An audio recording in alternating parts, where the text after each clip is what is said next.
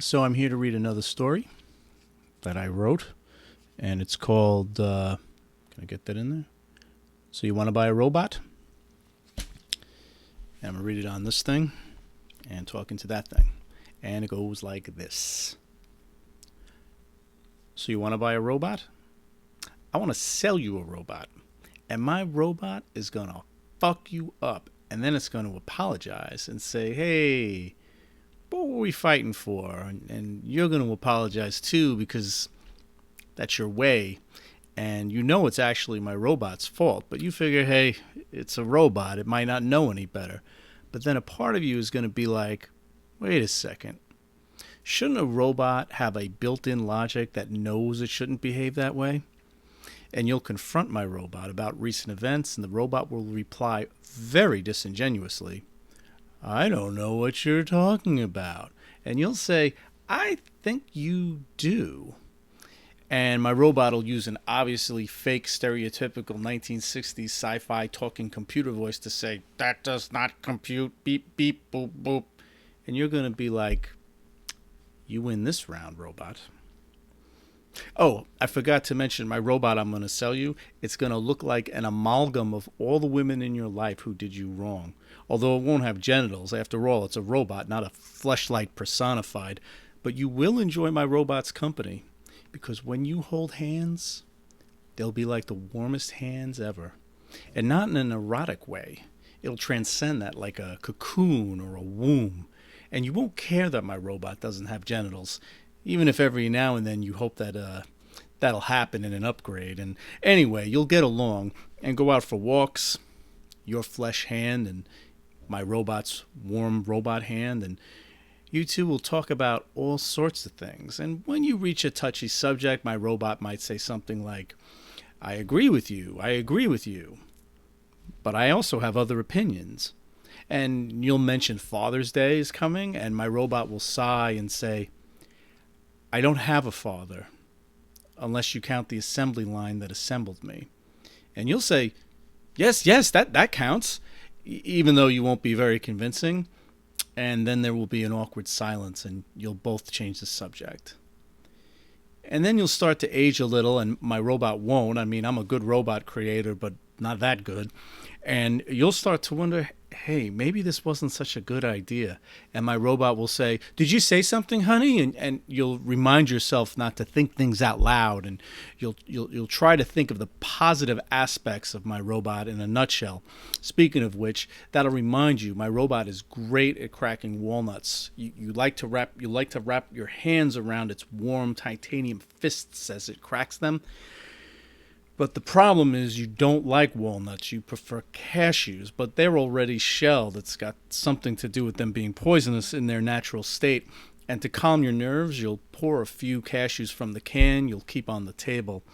And sometimes they look like chubby smiles, but this time they'll all land on the table like thick, sad lips painted on a clown, where even if his human mouth is smiling, you just see the unchanged melancholy programmed in his face. And one time you'll be walking in the park with my robot, and you'll have a mild heart attack from the existential stress, and my robot will put its hands on your chest. And you'll be revived more by their warmth than by the built-in automated external defibrillator, and you'll pull my robot's face to your own and whisper, maybe next time you should just let me die. And the robot will say, don't be such a fucking drama queen. And you'll say, yeah, you're right. And your friends, the ones who remain, will be like, hey, how's it going, you and the robot?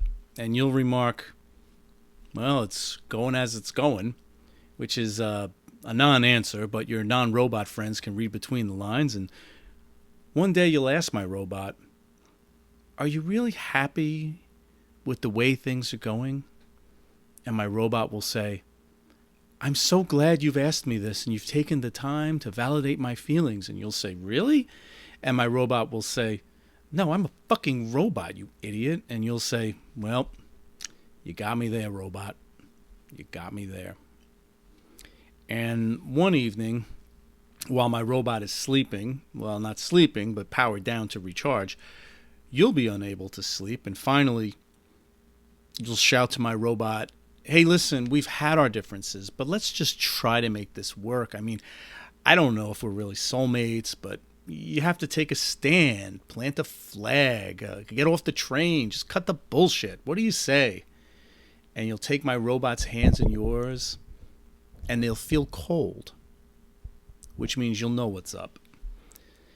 And so you'll rush to the internet only to discover, despite my robot having a 99-year warranty, my company had declared Chapter 7 and Chapter 11 bankruptcy years earlier.